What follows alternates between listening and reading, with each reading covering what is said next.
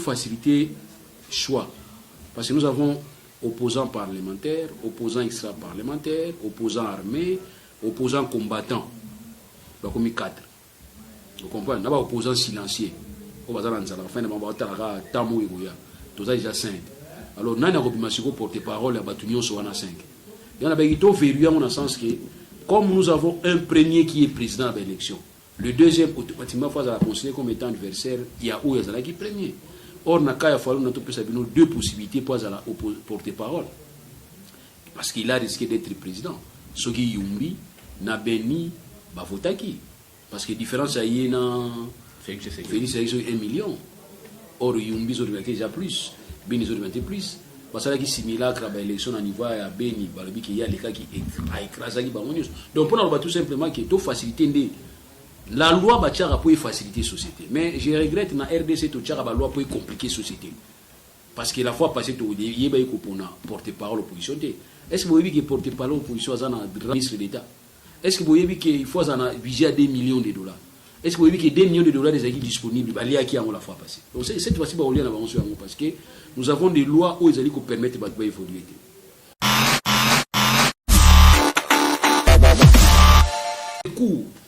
Par rapport à la décision que vous avez rendue à maintenir. Alors ça, il n'y a pas de recours judiciaire sur le niveau appel. Alors ça, on a un niveau de cassation. Ok? Alors ça, on a un niveau de cour de cassation. Là, c'est pour casser décision prise dans le niveau de cour d'appel. Mais au-delà, il y a une action où ils allaient vite résolue du point de vue litige, ou de litige purement administratif. Il y a préjudice, il n'y a pas de qui se dit que Bayo qui ngate Nao Etali qu'on levenga immunité nanga retrait immunité nanga Bayo qui ngate ba pesinga tant qu'on se défendre. Or, Assemblée provinciale à Kinshasa a l'obligation de déposer règlement d'ordre intérieur na Iwapi na cour constitutionnelle. Na cour constitutionnelle.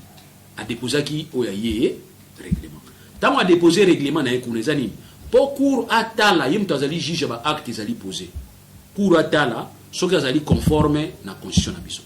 Mais ce qui mutu moko lobi que acte posé par l'administration provinciale, il y a ville à Kinshasa, où est allé l'Assemblée provinciale et que acte wana va poser et préjudicer nga, to préjudicer un député na kati assemblée, on a un droit, il y a que saisir le Conseil d'État.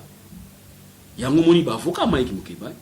Basali des actions. Première action, il y a un pouvoir en cassation pour nous casser décision à cour d'appel. Et deuxième dossier, basali otobengaka recours administratif. Et pas il y a juge administratif. Na dernier ressort les ali Conseil d'État. Pour atteindre la likambouana, ce qui va lever immunité à Mike Mukebai, la régularité nyonso. Conseil d'État le qui est régularité. Parce que le droit à Mike Mukebai est bloqué. Ils ont respecté. Donc, à casser décision administrative. Oyo assemblée provinciale à Kinshasa Zoaki pour na kolongola immunité ya Mike Mukebai. Donc c'est que balobi nul et non avenu, c'est-à-dire nul exacté, rien, non avenu, c'est-à-dire même dans le passé exista qui était. Maintenant ici il y a ce que nous appelons effet rétroactif. Effet rétroactif c'est dire que ça ndimisa nani. Bokanga qui est salaire, besoin sa salaire na. Bo pekisa ki akota ba séance, besoin sa kota ba séance na. Olaninga. Bolongola qui est pouvoir à bénéficier qu'il faut d'abord ensembler l'ongola et pouvoir bon reprendre yango. Barobité ke botika libela mais bon reprendre parce qu'il y a irrégularité. Donc azongi na état presté na yé. Azongi na immunité na yé. Maintenant la simple question c'est de poser. Est-ce il faut la maintenir na action o ezalaki ya kofongwama parce que balongola ki immunité na yé. Nous disons non. Une chose reste égale par ailleurs. Donc c'est que azongi na pouvoir na yé ya immunité na yé o yazalaki na yango. Automatiquement bokotika kolandela ye consulter parce que azana immunité sikoyo. Alors nous kusenga ce que pas bino assemblée provinciale pour reprendre activité action na bino. C'est ce qu'on vous demande. Vous comprenez? Donc fin nous babenga nguna fin de nos procédés. Ils ont fait beaucoup décréter fin de nos procédés. Pour nani beaucoup ko sala malamu te, beaucoup ko maintenir ye susuté. Il y a des bokangi député bouti na prison sans kolanda procédure. On est pas un problème. Si on a ko banga ni cours to pesa bana na classe yango te bana bazomona na terrain bazo tuna ka biso se biso to ko sabango basi ba koyiba onini bazana ngo na onini ba bazali. C'était ce moment-là moi c'est à Goutika au Sénégal biso 50% parité. Parce que dans les cas de l'influence normalement vous allez remarquer la femme dispose d'une puissance c'est pas à Mobali. Et moi ça est baraté. Et na c'est la peine moi ça éviter et tu as pas équilibre. Parce que je basi ba koyiba ngo to baby. To baby.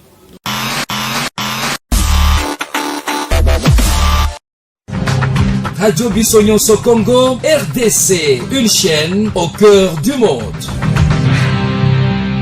Merci à tous les abonnés de NC Live, mais pourquoi pas de votre radio, la radio Bissognon Congo RDC à suivre en ligne sur www.rcongonews.com. Les grands rendez-vous de décryptage de l'actualité de la semaine, c'est aujourd'hui avec Maître Lulumuntu, notre invité permanent avec qui nous décryptons toutes les actualités politiques en République démocratique du Congo. Maître Lulumuntu, bonjour. Bonjour. Maître Loulou, c'est 15 mars déjà, la rentrée parlementaire, mais avec les enjeux à la tension entre FCCH, comment impressionnant déjà par rapport à la rentrée parlementaire, la tension, tension FCCH, arrestation belé, interpellation de la justice, il y a belé à FCC. Bon, moi je crois peut-être que vous avez mis une tension T à partir du moment où cash team dans le Gaba Kangabato. Il y a dynamisme au Salami actuellement, il y a dynamisme et redévabilité à Batou. C'est-à-dire. Je ne vois pas comment est-ce qu'on va parler d'arrestation à partir du moment où Bengi si s'est justifié et qu'on s'est justifié non bien Bakangayo. On est une arrestation arbitraire. Donc il y a un truc qui est tension aux arrêtés. Tout bien on a un peu ça on a aspect on a peu ça on a vous savez ça remonte mais entre autres la question il y a porté parole l'opposition puis ils ont vraiment dans pièce il y a rentrée parlementaire il y a tout l'opposition parlementaire a ça des choix déjà il y a Jean-Pierre Bembana Monamboka Moïse Katumbi ni part en déplace l'autre fois qu'il fallait Moutoiseau mérité aux rapporteurs de l'opposition et ça mon amboka Martin Fayou. Non, loi il y a nini kopona porte-parole au niveau il y a parlement balobi que c'est comme si bazali ko verrouiller il faudrait tenir seulement compte il y a un opposant parlementaire et pas un opposant extra parlementaire. Or en ce qui concerne Fayou pour n'engager ça deux possibilités. D'abord, Azali Oyaki cause la deuxième dans l'élection de Zaki Nango et en plus pas à parlementaire. N'a soit assez à Longwa, mais à Longwa peut-être n'a évité. À la député jusque là député. Il a été malgré qu'à ces jardins. Voilà, mais pour dire tout simplement qu'il y a la chance de aux Arabes. On a la fois passé ils ont la loi, ils ont la loi, ils ont proposition de PCI pour le tout faciliter choix. Parce que nous avons opposants parlementaires, opposants extra-parlementaires, opposants armés, opposants combattants. Comme 4. Vous comprenez? Nous avons opposants silencieux. Nous avons déjà 5. Alors, nous avons porte-parole à Batunion sur 5. Il y en a qui ont verrouillé dans le sens que, comme nous avons un premier qui est président de l'élection, le deuxième, automatiquement, il faut la considérer comme étant adversaire, il y a où il y a qui est premier. Or, nous avons deux possibilités pour la porte-parole. Parce qu'il a risqué d'être président. Soki Yumbi, Nabeni, Bavotaki. Parce que la différence, il y a Félix 1 million. Or, Yumbi, ils ont déjà plus. Beni, ils ont plus. Parce que simulacre à l'élection à niveau à Beni, il y a les cas qui écrasent. Donc, pour nous, tout simplement, qu'il faut faciliter. La loi va faciliter la société. Mais je regrette que la RDC la loi peut compliquer la société. Parce que la fois passée, il y a porte-parole l'opposition. Est-ce que vous avez que porte-parole l'opposition à un ministre d'État? Est-ce que vous avez qu'il faut un budget à 2 millions de dollars? Est-ce que vous avez que 2 millions de dollars sont disponibles? Il y a qui la fois passée. Donc cette fois-ci, parce que nous avons des lois où ils allaient permettre d'évoluer. Tout ça, les lois permettent d'évoluer. Mais maître Lelo, est-ce que tu ne penses pas que na choix opposition parlementaire et ça dit à Moïse Katumbi na mon Jean-Pierre Bemba il faut créer frustration parlementaire opposition parlementaire et ça dit bah poni déjà ça dit choix na bango balobi Jean-Pierre Bemba na mon opposition parlementaire c'est que tu penses pas que on va dire des côtés na ber na argent ber on va dire des côtés va dire déjà côté mot tu ne penses pas qu'il crée vraiment frustration dans la classe? Oh, le lot, il a mouka te comprendre sous ses sens de leadership. Mais ceux qui opposition parlementaire, ils ont répondu. C'est que vous comprenez que la majorité parlementaire n'est pas ils ont opposition parlementaire. Qu'est-ce que vous comprenez? Parce que chacun veut avoir son anniversaire ou sa faible panaï. to hasard reconnaissait pas naïe. Est-ce que yoko zo adversaire moko boko yo yebité wa ko beta yo na kati ya renga okondi mango tant to zo pona ka bana tant to ya bana miki to beta match o sané to kangana ka moko ti obi ngana za ina tanzo pona ka faible to za na faible pona yebi ki tant to ka bona faible za na ngamo fort na za ko to boyi bien no et tant ko pona to pona ka ba to ba za makasi na ko beta ndo beta poto yebana biso nyos to beta bal na poni niki na bo niki azara futer tika na pona epo ya za équipe mususu na tali siko fona pona dosta na mettre simbo mettre ça tchaka ba bien belé ça dit mutu so dans besoin former équipe moko makasi autour na donc opposition parlementaire zo pona batu oya ye boye ba opposition parlementaire a kozala aider et pas majorité parlementaire muto ki toujours na ning pile esprit kabundu ninga zawana est-ce que pour na pile élection mais ça na kati assemblée sans ba nini ba tractation sans ba copinage kabundu ma premier vice-président à l'assemblée na tout question bino watu na bino question na article micro prochainement comme ça me répondre à la question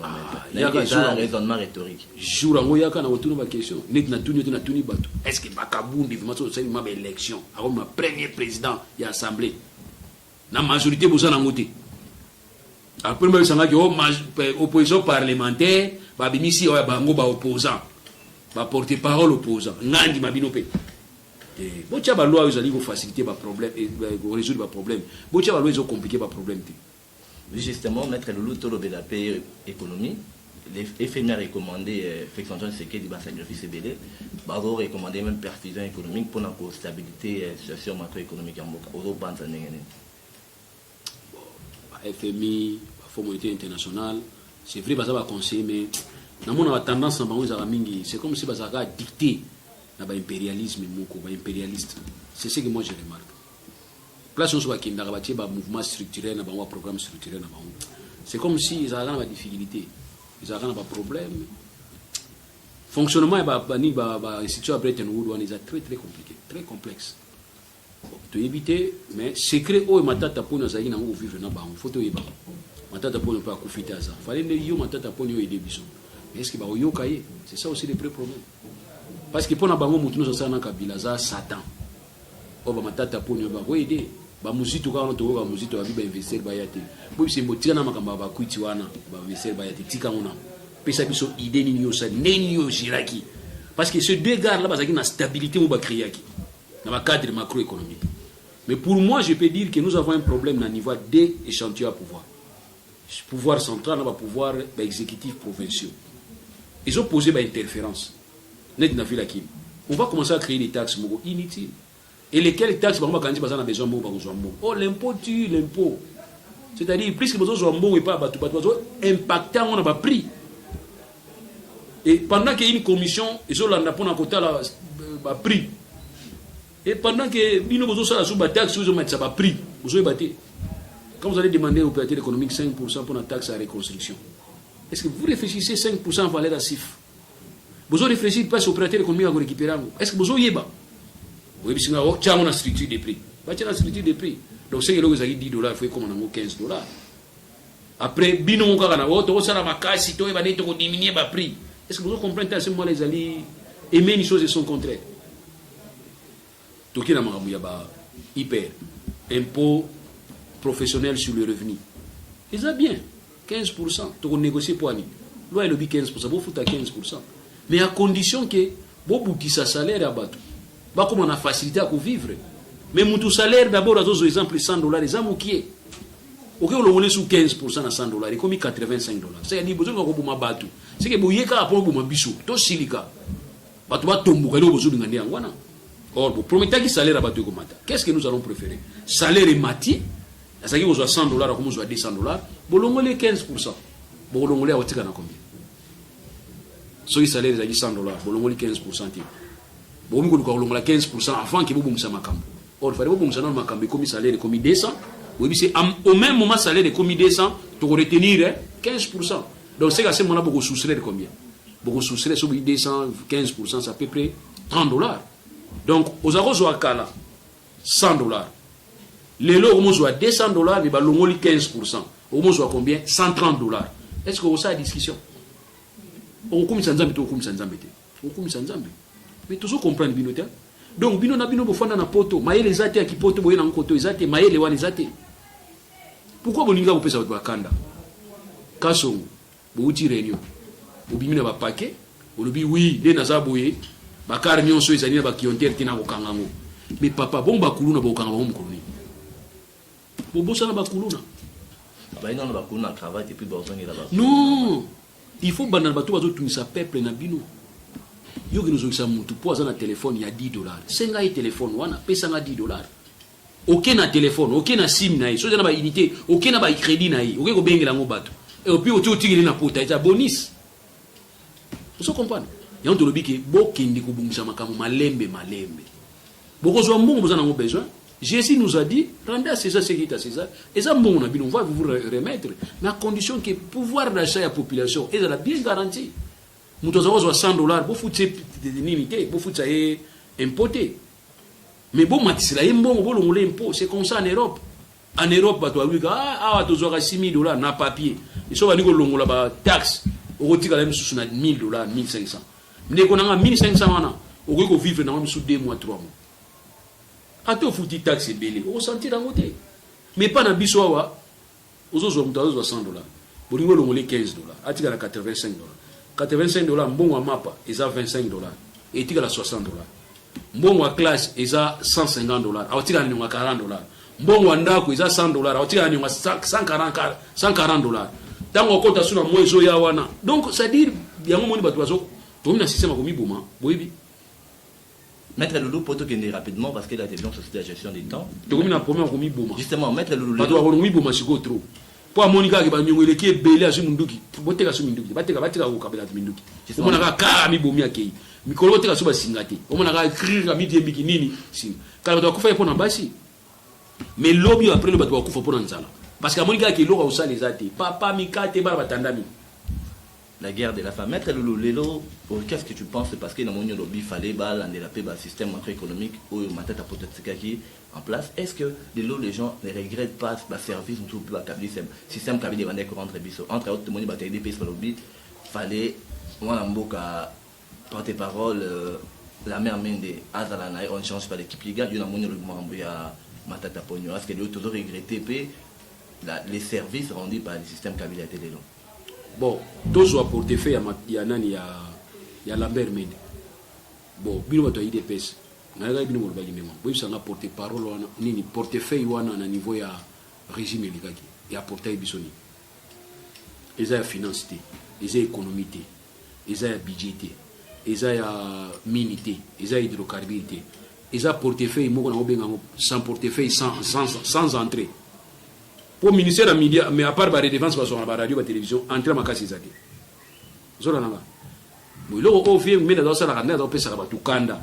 So vient leki na télévision, ça ina kanda muke kande matimo muke. Il doit dans ça la biso gangwa. So tension ça normal et bouger muke et matu bien kiti. Oui, ça m'a signé, vous regrettez pourquoi? Vous regrettez pourquoi? Il dépêche, c'est bien. Comme vous voulez être des banani militants dans la rue, restez dans la rue. Mais pour moi, IDPS, c'est un militant dans la réalité. Par contre, il va décider. Divergence, c'est cause entre nous. Mais bon, traiter, on a 4. Vous comprenez? Donc, c'est papa et maman, couple, on est en bas, ils en bas, babi que oh non, faut pas lukabana, pour lukabana, tu vas tort, tu vas papa et maman pour le bilamba likolo. Bah, tu millions d'autres, on a bana, tu vas lukabana. Likolo, kuna. Vous comprenez où ça? Et ça sonne. Réglez vos différences na katia ndakuna bino, faut pas venir nous distraire, c'est comme une distraction. Na comme il gagne en bougement, c'est une distraction. Donc bino bokanti na mituna bino man solo. So bo bane élection na bougement et wana mutaide peso ole. Bo bane élection na bougement. Bo bane élection. So bane élection mjubo kuswati. Et puis même en 2023 na obangi na IDPS. Bo ba rentrer cap ceux qui rentrer parlementaire le 15 mars. Nani a démissionné non? So ba ndena yaki. A démissionné. A bo bane élection. So bo swati bo swati. Arrangez vos situations internes. Vous avez une solution en cas interne. Vous êtes des décideurs. Raison pour laquelle moi j'ai dit que IDPS, il faut que aider les chefs de l'État. N'a qu'à dire IDPS. N'a pas institution. Parce qu'ici, vous n'êtes pas des gagnants, vous êtes des semi-perdants. Vous comprenez. Vous ne comprenez pas. IDPS a tiré les gars. Mais attends, ça c'est quoi? Oh, bah, moto à mati 500, il est au marché. Oh, bah, tout le monde est Kabou, il y a un motocycliste. Azaka wewa ote azana ba moto lebele seki babité batumboli banani or ezali faux. Donc il suffit seulement ko boka moi venin muke batumboki dans les vides. Le baba osenga sikoyo chef d'état pa longwa. Kala mingi boka il est pesa otambula po kititi da longwa. Aba ba kanisi zo sali sous élection baleki. Non. Non mais kondima muke na mais kondima ga muke fayulu mais mona ba na télévision ezati. Non kondima muke fayulu. Ko gagner oza ko gagner moi ko gagner vraiment te. Ya ko gagner mystique. Yo pour comme quoi appuyer thèse que non c'est ça la major sommet de l'État. Na lobi ndenge wana te. Kumuke muke na komi ko zo doute. Parce que ne peut pas comprendre bien. Na komi ko zo doute. OK. Ngai na muko zo na doute. Pour ni parce que ba comportement sur na na terrain, ils ont pesa na tant ko ba teke tout qui la pouvoir au 2 ans, 3 ans, 4 ans. C'est comme si tu okini malé me ko bungaka. C'est pas normal. C'est normal te. Tala bozo makamuna bino conseil na pesa bino. Conflit entre IDPS na INC. Bo réglame na kati ba chambre. Conflit entre IDPS na IDPS, bo réglame na kati ba chambre. IDPS na FCC, ba régler toujours na chambre. Conflit IDPS na FCC, ba mi luka ba yeba ba komaki ni na ba papier wa. Et sili. Faut pas nous distraire. Oui, on a pas ça IDPS raison. Même regarde à niveau moujiba, on a pas ça bino raison. Mais toujours dans ces mêmes attends, on a bino ça incompétent ba bombaka. Nous sommes dans la politique, il faut que bomba. Mais toujours dans ces mêmes aux incompétents. Mais tu autres ba tu compétent pembe. Moujiba ba to minene vimbata. Amta IDPS. Mbata za IDPS. Vimbata mta IDPS. Beaucoup tini les missions spéciales mbata fonda pembe na yi. Alo ba sauter. Asala so ba discuter. Ba papier na ya ba bima yonde futala. Donc vrai gouverneur ils a unité. Parti imposé on demande. Vous bénissez na Kinshasa fandi wana. Mais journée ça ba za vrai catcher. Soit kanyo catch tipo na ko ifumbi za passe. Vrai catcher. Ofu botini na ba compétition ba botini gouverneur. Défense ni monani. Mafuta imatiki kolwa mai et monani. Vous bénissez na kin. Vous savez qu'à partir d'aujourd'hui yo ko ba susute, yo ko sala sute. Eh oui, sinon to ko boa kayo. Yo fanda wana, mbata fanda wana. Nani ufanda wana, kingandi fanda wana. Donc ye gouverneur bu fandi kaka bu na conseil bu sana no conseil ya bino moko bozu décision bu tambo ina ngonde mona ya signé kaka boko mona mutu bo couvrir ye Kabila bandaki musala na 2001 bu wasi Kabila yaki na experience ni azaki na to bango lilo to kintozo Kabila zu experience na poste wana bobi go wasi Kabila za experience a kopesa batu po azaki 18 ans oui il a fait 18 ans bo tout na banene ba départ na 2001 ngaza woni ba Kabila te abi oyo ay mboka na biso c'est fini. Mais à un certain moment, il faut croire. En 2001, il y avait une division. Hein? Je ferai tout possible pour réunir. À réunir, eh bien que côté ma BP Zamini, mais à réunir. Oui, il avait des gens, force à mon bout de Zaghi Bato entouré. Un chef doit se faire entourer. Il y a Bato Bazo Banga été. Bato va passer des respect. Mais bino chef pour s'entourer. Na bato bini na rabino l'équipe mu konjo l'équipe professeur zo fuka bela mutu wo l'équipe wana étudiant na yo auditoire suka kate auditoire tina chambre zo landa auditoire monsieur excellence avec le respect ici c'est une erreur boité c'est ce que nous voulons les lois de défense monsieur mona na kuna pas suite à ça la défense est mona makasi les lois suko zo to tali marche pour alongwa ay bino na mutu na bino kasi to mo sali marche pour alongwa le ya longwe ba remplacer zo mutu so ya bino. Mettre l'autre toujours dans la même fourchette, les lots et ça les déjà autour des 3 semaines. Pas d'activité dans la commune Yangalima. Après que longo là-bas, beaucoup maître là qui on est Yangalima, bazolo baké invalidation des activités. Les actualités mettre l'autre. L'activité ça matin dans la commune Yangalima. Nous avons le bilan. Nous avons fait marambe belé. Beti bango to ko data na mutum so na beta mutum so.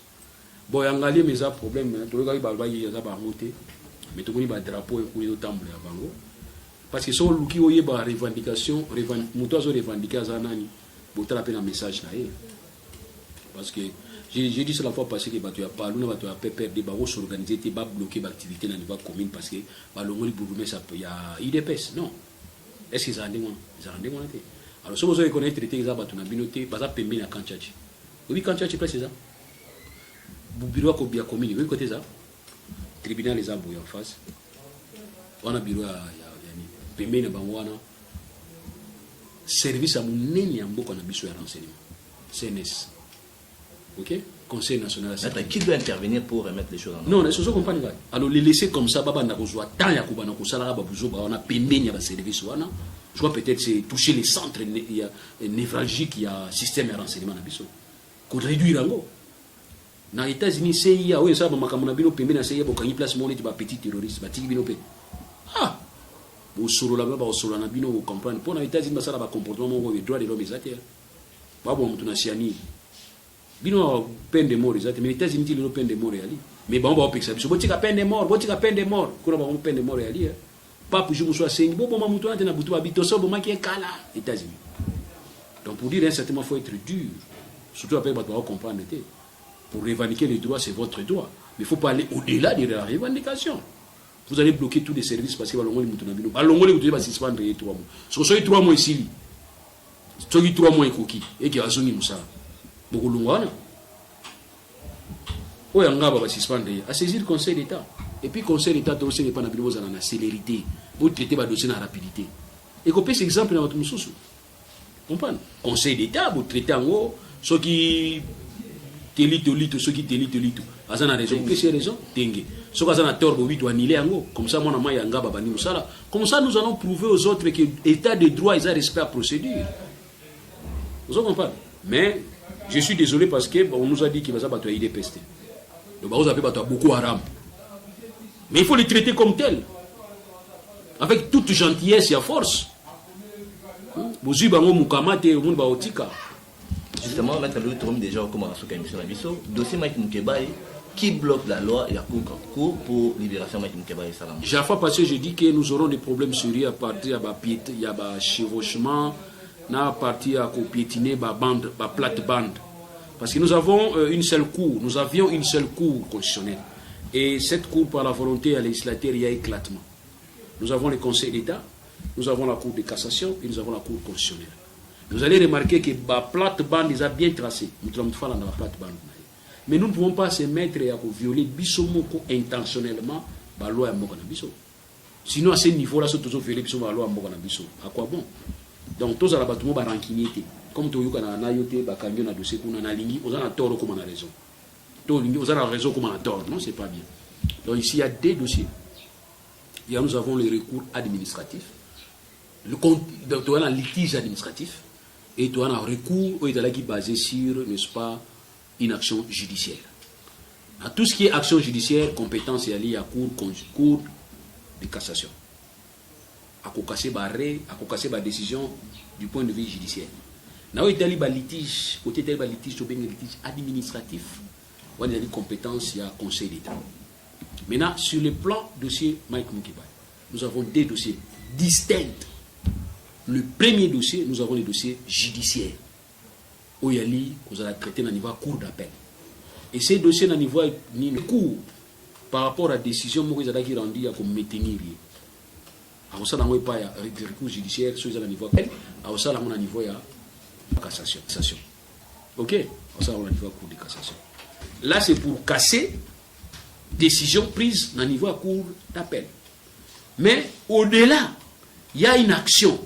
Où ils allaient vite résolue du point de vue litige, ou litige purement administratif. Il y a préjudice, il n'y a pas Mike Moukebaye, qui se dit que Bayo Kingate, Nao Etali, qu'on levenga immunité nanga, retrait immunité nanga, Bayo Kingate, Bapesinga tant qu'on se défendre. Or, Assemblée provinciale à Kinshasa a l'obligation de déposer règlement d'ordre intérieur na Iwapi, na cour constitutionnelle. Na cour constitutionnelle. A déposé qui oyaye règlement. Tant a déposé règlement na Ekunezani, pour cour atala, yem tazali juge ba acte zali posé. Cour atala, ce qui zali conforme na constitution na biso. Mais ce qui mutumo ka lobi que acte posé par l'administration provinciale, il y a ville à Kinshasa. Au Italie assemblée provinciale et que acte wana va poser et préjudicer nga to préjudicer un député dans la assemblée, on a un droit il y a saisir le conseil d'État. Il y a un moment où avocat Mike Moukebaye va salir des actions. Première action, il y a un pouvoir en cassation pour nous casser décision à cour d'appel. Et deuxième dossier, va salir autobengaka recours administratif et pas il y a juge administratif. Na dernier ressort les ali conseil d'État. Pour atteindre la Likambouana, ceux qui va lever qui immunité à Mike Moukebaye na régularité. conseil d'état lobi ki ezalaki régulier te parce que ba droit ya Mike Mukeba ezalaki bloqué ezalaki respecté te donc a cassé décision administrative oyo assemblée provinciale ya Kinshasa zwaki pona kolongola immunité ya Mike Mukeba. Donc c'est que balobi nul et non avenu, c'est-à-dire nul exacté rien non avenu, c'est-à-dire même dans le passé exista quitté. Maintenant ici il y a ce que nous appelons effet rétroactif.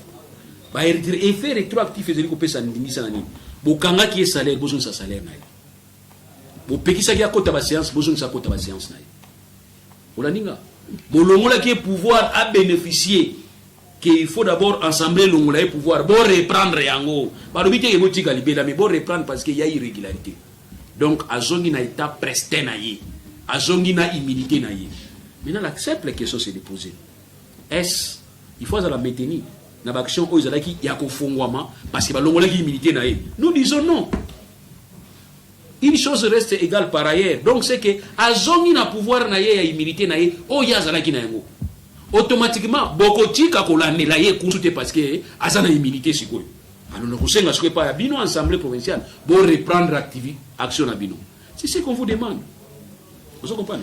Donc fin nous babenga nguna fin de nos procédés, ils ont fait beaucoup décréter fin de nos procédés pona ni bokoki ko sala malamu te bokoki ko maintenir ye susute ya neti bokangi député botie na prison sans kolanda procédure. On est pas problème. Si on a un kubanga ni cours to pesa bana na classe yango te bana bazomona na terre bazo tuna ka biso se biso to ko sabamo et c'est to ko sabana te eza bino de bomo ko sabano yango moni yango la mikolo na ko na métier. OK la médecine na ko la métier OK na ko na ta maçon na ko na ta cordonnier parce que kuna na moni tongili papa simbi bano so moni ki simbi mais na biso na droit comme ba interprétation mutu na mutu bisikaza awa ngana zo mona 6 yo zo mona 9. Ça dépend côté yosa. C'est simple, c'est simple. Est-ce que le mouvement faut toka, ne dit toki, exact. Voilà pour moi. Maître Loulou pour aussi sanayo, Maître Loulou, il y a concept mot d'autant Nicolo, il y a on aussi sanayo, Kabila Veris. Babi Kabila Veris nous a éliminé ma proche de l'union sur Nicolo. Réaction. J'ai pas de preuves. Non ça ma réponse dans les a toujours basée sur ma preuve au je sais pas comment on va. Je n'ai pas de preuves. On est incapable de faire des preuves. Donc je ne peux pas m'hazarder et puis risquer. Ok? Donc vraiment, je suis désolé à vous le dire. Naïbité. Tout c'est la banquette et ça la mis dans tout exactement qu'est-ce qui s'est passé. Et puis finalement, voilà. Oui, justement, Maître Loulou, bientôt là, le 8 mars, aujourd'hui, il y a une conception qui gangrène la femme congolaise aujourd'hui. C'est la conception du savoir-être. Aujourd'hui, que pensez-vous de l'indépendance économique de la femme congolaise pour Bon, les femmes ne se retrouvent pas parce que les femmes n'ont pas la maîtrise de ce qu'elles ont et ce qu'elles sont. C'était ce moment-là, moi, c'est à 50% parité. Parce que dans le cadre d'influence, normalement, vous allez remarquer, la femme dispose d'une puissance, c'est pas à Mobali. Et moi, c'est à Ibarate. Et na c'est la peine moi ça éviter et tu as pas équilibre parce que je basi ba koyeba moto baby donc voilà il y a no baga yango basi vous avez 100 vous avez 99% oyeba na binoté mais comme oyeba na binoté boutika la ndenga mais moi c'est appelé ça la vie moi c'est risquer vie na ye pour apesi vie non non yoka te que mobali mo akufi po aboti et to yoka mingi moi si moko aboti akufi yango basi faut base la manière de comprendre. Moi si azala na besoin mobilité mais tika mobali azala na besoin moi aussi mais basi ba komi baza na besoin ya mo ba mo dessiner biloni na bango mais par rapport à savoir être aujourd'hui basi bélé bazo banza ke nzoto na ene mteda survie na yozo pesa ba mais ba wana réflexion ni surtout tu dois avancer nzoto mobimba ou bien parti mo wa nzoto na je sais pas ça dépend de yo réfléchir teza parti mo wa nzoto na OK teza parti ni teza mutu je comprends teza mutu yango moni mobali ataki ko joba basi andumba bazaki toko le kabali mwasi na bazonga aka na ndako ibasa ngwa ba comprendre te pourquoi mobali azuyo mwasi andumba le aki toko ko le kabasi nusa mokilime butu moko kaka tiki après na tongo akimiyo so ba kota ina chambre hôtel moko akina gauche moko akina droite ça veut dire que isuki yao mais azongeni ka mwasi ne ya mabe oyo yo mkanisa kiki ozaki toko ko le kai donc il y a un biso qui passe si bazan et loko moko oyo bako maîtriser bien na mokili eza mituna bango ba travailler mituna bango na o itali banzoto mususu etikali ya na batu ba leki bango me babala te lelo na kati na société na biso ko bala ezali baromètre ya kolakisa ki na société moto azali série to série. Je suis désolé de le dire. Donc c'est comme ça. Parce que comment vous êtes responsable, il y a un monde entier, si vous êtes irresponsable dans le foyer. Basi, oui, faites Nabino, et ça le 8 mars, c'était, ça le mois de mars, c'était, pour nous faire fête Nabino, fait ça toutes les années. Parce que Bino n'est pas comme ça. Par erreur, les stataires a dit que c'est l'homme le chef du foyer. Moi, je crois peut-être que c'est la femme. Actuellement, c'est la femme. Il y a certaines femmes qui ont tenir le foyer. Le foyer, je suis venu moloto, défait moloto, qui essaie de faire un kala. Mais moi, je suis fan de moi aussi. Et puis, à télé. Femme vertueuse. Il y a une Bible qui trouve une femme, trouve le bonheur. Ce n'est pas n'importe quelle femme. Une femme sage, vraiment, qui bâtit ça. C'est ça, cette femme sage qui bâtit sa maison. Merci beaucoup, Maître Lelo. C'est par là qu'elle met un terme à cette émission d'aujourd'hui. Merci. En tout cas, ils ont été le Sili. Ceux qui viennent à répondre. Ok, merci beaucoup. Merci. Merci.